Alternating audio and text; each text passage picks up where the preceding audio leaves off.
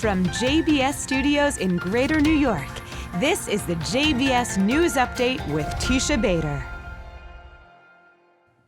I'm Teisha Bader with the JBS News Update for Tuesday, February the 16th, 2021.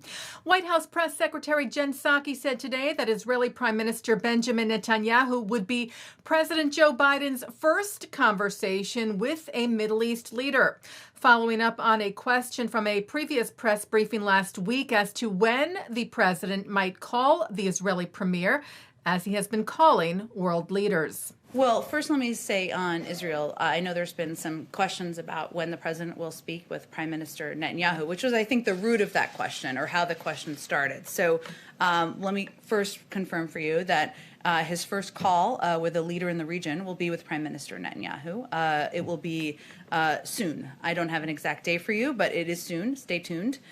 Israel is, of course, an ally. Israel is a country where we have an important strategic security relationship, and our team is fully engaged, not at the head of state level quite yet, but very soon.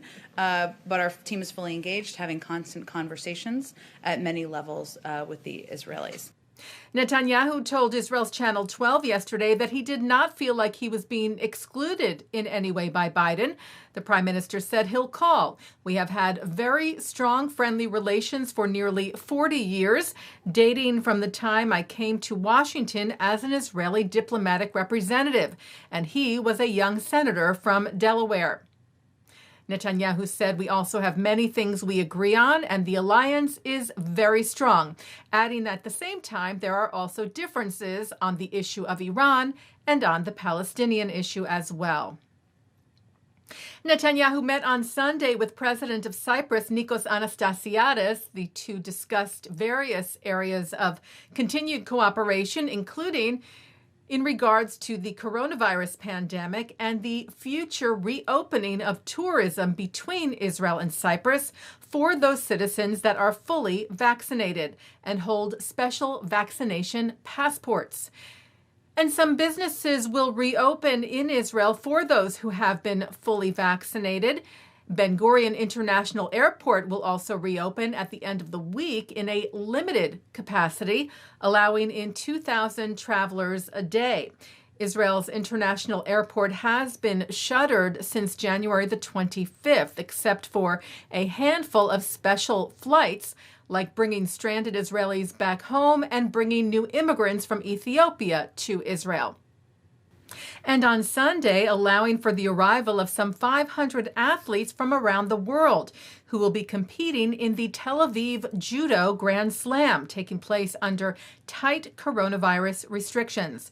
Among the judokas who arrived in Israel, former world champion Iranian Saeed Moulai, who, if you recall, fled Iran in 2019 after being forced by the Islamic Republic to forfeit a game so as not to face an Israeli opponent who is current world champion Sagi Muki, who he might in fact end up facing in this tournament.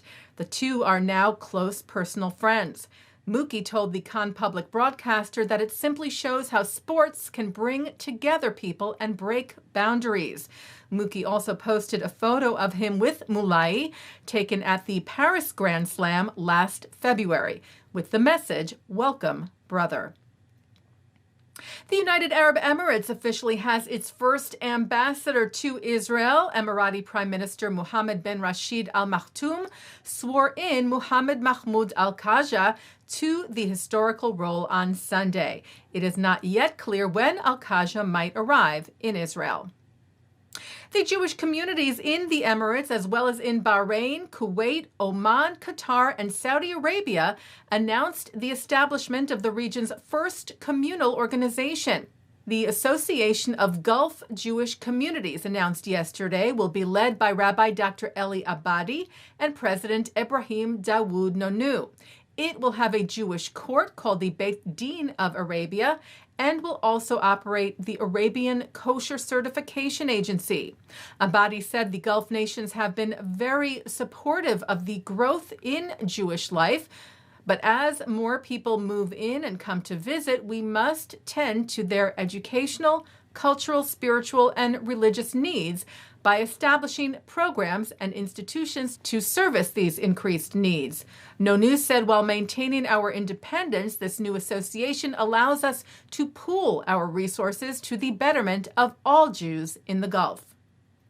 Dr. Anthony Fauci is the recipient of an Israeli award. The $1 million Don David Prize, based at Tel Aviv University, recognizes outstanding contributions to humanity, this year focusing on the battle against the coronavirus pandemic. Fauci, who has served as director of the National Institute of Allergy and Infectious Diseases since 1984 and now is chief medical advisor to President Biden, was honored in the prize's present public health category, referring to him as a public health hero. Noting Dr. Fauci's defending science, his response to the coronavirus, and his advocating for vaccines, as well as for his lifetime of leadership, including on HIV research and AIDS relief. Taking a look now at our programming for tonight on JBS for Tuesday, February the 16th. At 7 o'clock, it's From the Aleph Bet. At 7:40, Dr. Ruth Westheimer shares her story.